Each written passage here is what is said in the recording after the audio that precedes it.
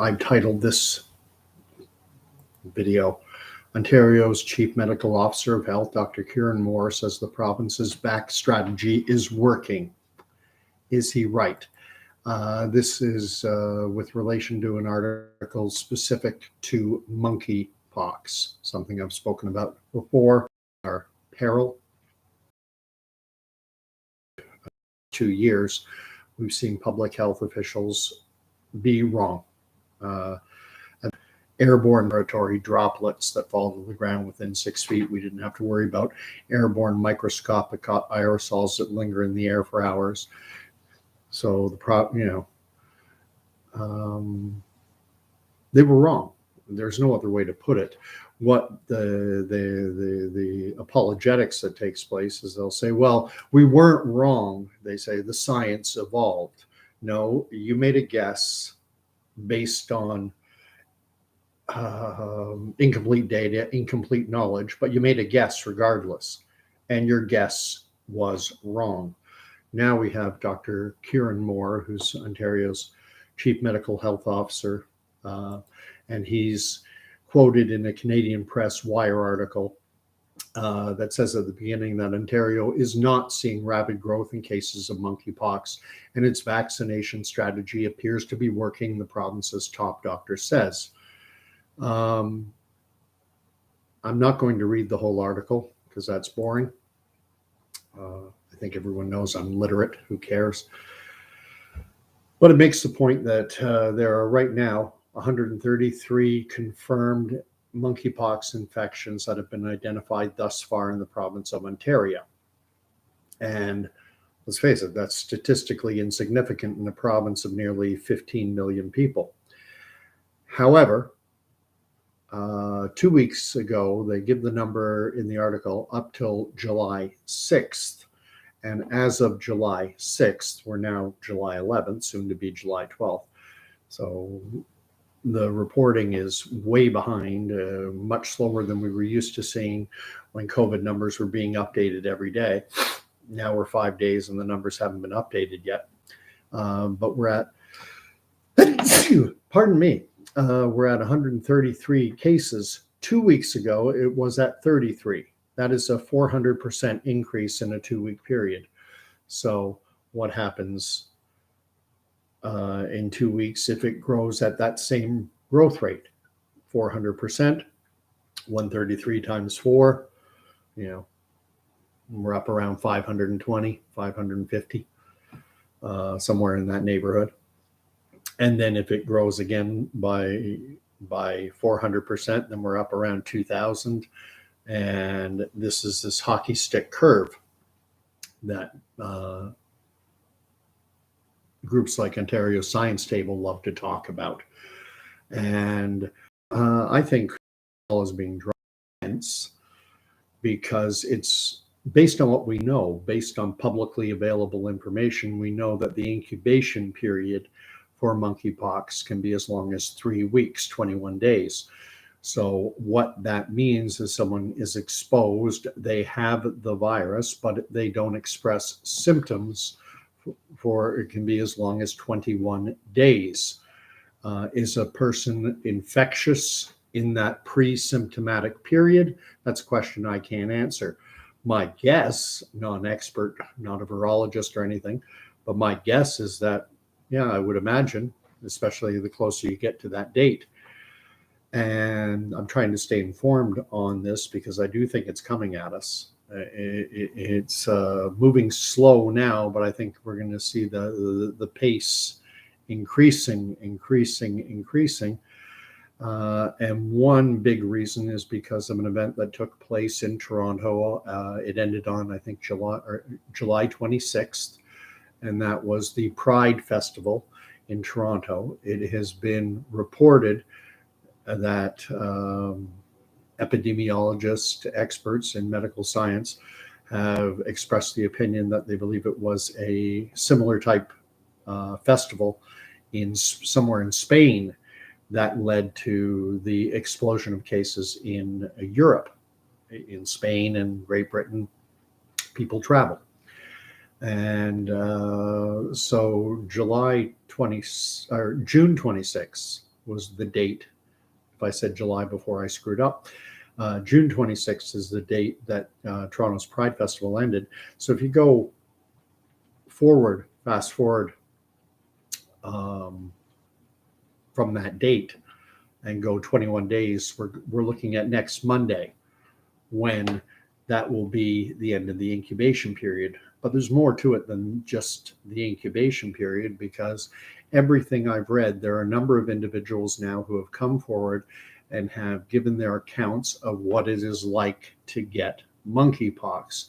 And all the descriptions I'm seeing describe it as starting out as a mild, not a mild, but rather as a flu-like illness, spiking a fever, aches and pains, chills, flu-like symptoms at the start, and that the lesions, these sores that develop, I guess, anywhere in the body, including some very sensitive areas, that they don't express.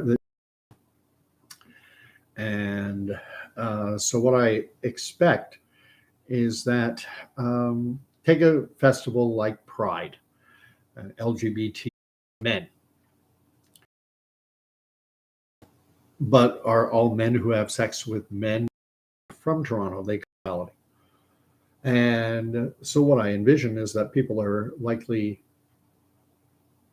infected, getting sick, and perhaps not seeking medical care because of the stigma that they fear. They want to stay in the closet. So what is our actual case number? Is it 133? I suspect it's significantly higher. And I also suspect that many people won't seek out medical care until the lesions, these open sores that develop, until they start expressing themselves. Because again, according to everything I've read from first-hand accounts of people who've had monkeypox, it is the lesions which are incredibly painful. One article had the gentleman describing it as making it impossible to sleep, and even with all kinds of prescribed pain medication, still challenging to fall asleep and get a good night's rest. And what I think we may be seeing is, but again, we're still in the incubation period. June 26th was the end of Pride. And now that Pride is, now that it's over, it's been 2 weeks. Come next Monday, it will be 3 weeks. So we're in that window. But even then, just because someone starts experiencing flu-like symptoms, the light bulb may go on and they may say, oh my gosh, this could be monkeypox. But I don't think everyone will be rushing off to a health clinic or their doctor or the hospital. I think many will self-medicate and try and tough it out on their own. And then eventually, perhaps they will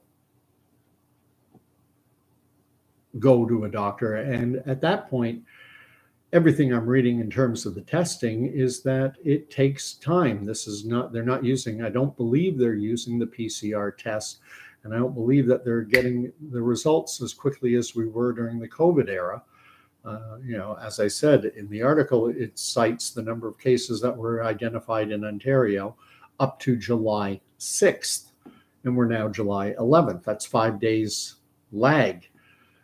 We used to get daily reports. I've read also that in the United States, that the entire country of 330 million people, that their testing is, they're doing 3,000 or so tests per day. And there was a big announcement that they were going to ramp it up to 6,000 tests per day. And I don't want to come across like I'm advocating widespread randomized testing like we saw with COVID. I thought that was a nightmare because of the high degree of asymptomatic, or a word that I prefer, healthy cases. And asymptomatic transmission, I think there is such a thing as pre-symptomatic transmission.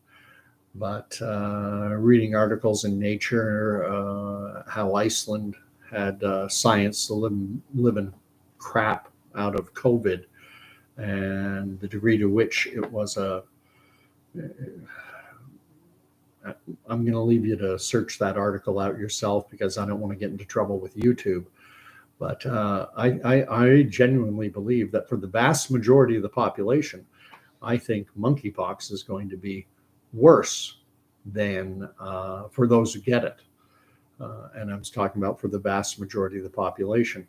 I think a lot of people got COVID and it wasn't a big deal. But I think monkeypox, people get that. I also wonder if something has happened to people. I'm going to speak somewhat cryptically now. I also wonder whether those getting infected, if they've done something perhaps in the last year or so that has resulted in a weakening of their immune systems and compromised their body's ability to fight off this infection. I don't know what would do that, but it's a question I suspect will never be asked. They are never going to ask, well, did you? They don't even have to ask. Lumia is saying, yes, I know, but I'm not going to say it simply because algorithms and censorship and everything else. So, and besides that, it's fair enough. I am not an expert. I'm not a virologist, immunologist, and I'm not an expert on infectious disease, none of it. And so what we're seeing right now is globally, there's somewhere in the neighborhood of 9,000 odd cases. And on July 18th, that is a date that has been set now by the World Health Organization. They have a committee called the International Health Regulations Committee. And they had met back on June 23rd, which was a Thursday. And at that point, they determined that monkeypox did not constitute a public health emergency of international concern, PHEIC. And they said the announcement, the meeting was held on the Thursday, the 23rd. On this immediate Saturday following that date, they issued a public statement saying, at this time, monkeypox does not represent a global health emergency.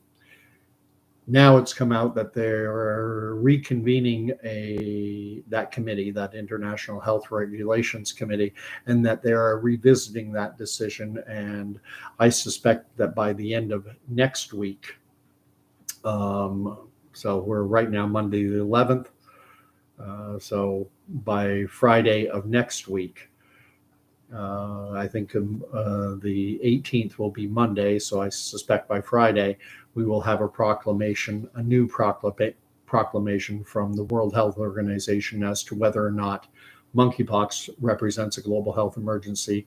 And I'm fully expecting that it's going to be declared. I think we're going to see, because of the Pride event in Toronto and similar events that have been being held all over the world, that we're going to see an explosion of cases. And I honestly don't believe that this is going to be restricted to the men having sex with men community. I think it will spread because that is what viruses do. And so there's an organization that I spoke about a long time ago. It's called the Nuclear Threat Initiative, which is a think tank set up by former U.S. Senator Sam Nunn, who was a high-ranking U.S. senator. I think he was on the Arms and U.S. Armed Forces Committee or something of that nature. He was at one time touted to be Barack Obama's running mate when Barack Obama won the Democratic Party nomination in I guess it was 2008. And so, and this organization, NTI, Nuclear Threat Initiative, has taken funding. I'd have to double check where their funding comes from, but you can check it yourself. It comes from some deep-pocketed individuals, And they ran what they called a tabletop exercise during a symposium of sorts in, I believe it was in Germany in May of 2021, so a full year ago. And they put forth a hypothetical scenario in which in May of 2022, a engineered version of monkeypox was released into the human population, and it was said to be one that would be vaccine resistant. And then it modeled how that virus would spread over, and by the spring of 2023, by May of 2023, I think they had 70 odd million cases and deaths through the roof. So viruses spread. The question I have is, do people have, for some reason, some unknown reason, weaker immune systems now? And it's a scary world that we're living in. There's so much going on in the world right now. We've got the Netherlands, their farmers are protesting like crazy. There are reports, and they seem to me to be credible, that there have been massive fires happening in Rome, Italy. Some stories I saw that I can't verify and I'm skeptical of talk about potential damage to the Vatican and even the obelisk in St. Peter's Square, but that seems skeptical.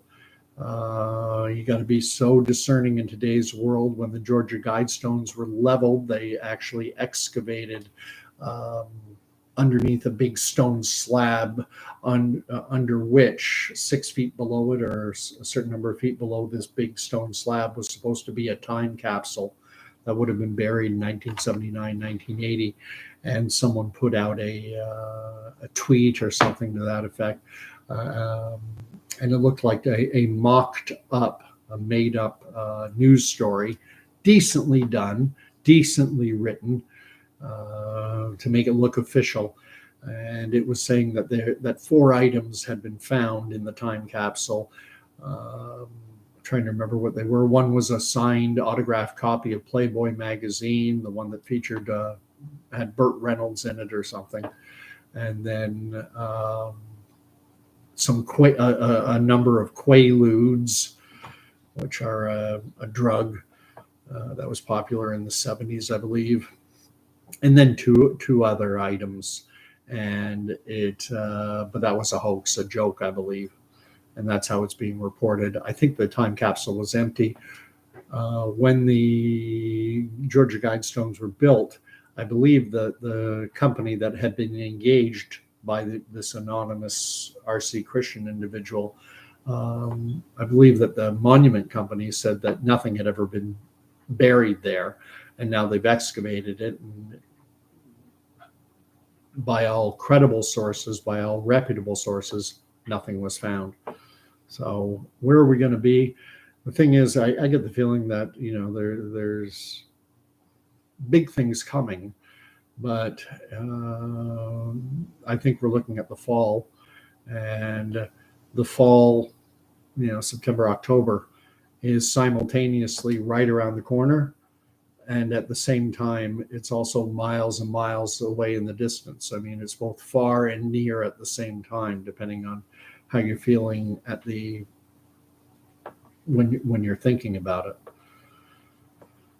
I'm finding it mostly. I'm a rip the Band-Aid off kind of guy. I'm a go jump into the deep end. Don't wade in slowly when the water's cold. Just get it over with.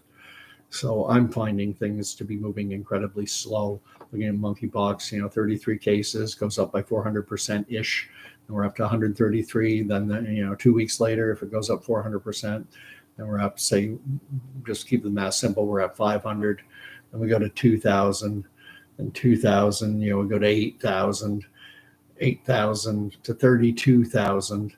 And even at 32,000, that's background noise. That's still needle in a haystack territory for a province the size of Ontario with nearly 15 million people. But you get up to 32,000 and multiply that by 4. You're up to 120,000. Multiply that by 4. Now you're getting up into the 5, 6, 700,000, and then and this is if it grows by 400% every 2 weeks, as it did in the 2 weeks from July 6th to the 2 weeks preceding, it went from 33 to 133. So is that going to happen again? We shall see when they update the numbers. There is a site that you can go to, and I should link it. A site that provides up-to-the-date global numbers. And I came across this in an article in Stat News. They had published an article to The Lancet, which is just about one of the most reputable medical journals, peer-reviewed medical journals in the world. And it was a medical research team that has put together this website that basically compiles data from public health agencies all around the world to give you a global snapshot. And they have the number right now at 9,069. But that's the number on July 10th. On July 7th, it was 9,069, unchanged. You have to go back to July 5th, and it was 7,363. You can actually, what I like about this site is they have a little timeline thing at the bottom, and you can drag it and find out what the number of confirmed cases were on a specific date. Well, we've been stuck at 9,069 on the 7th, 8th, 9th, 10th, 11th, like 4 or 5 days now. And I think it's because reporting over the weekend, everyone takes the weekend off, and so no numbers are updated. I've gone on too long already. Thanks for watching Lumia, and talk again. Sunday, I'm going to do another video, biblical.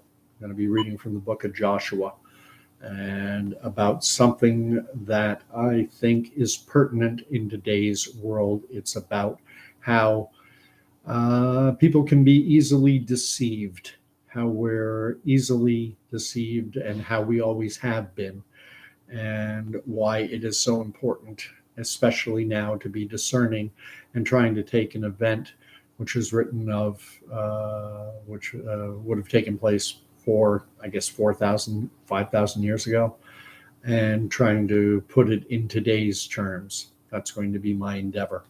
So, and I may do one before then, depending on what happens in the world.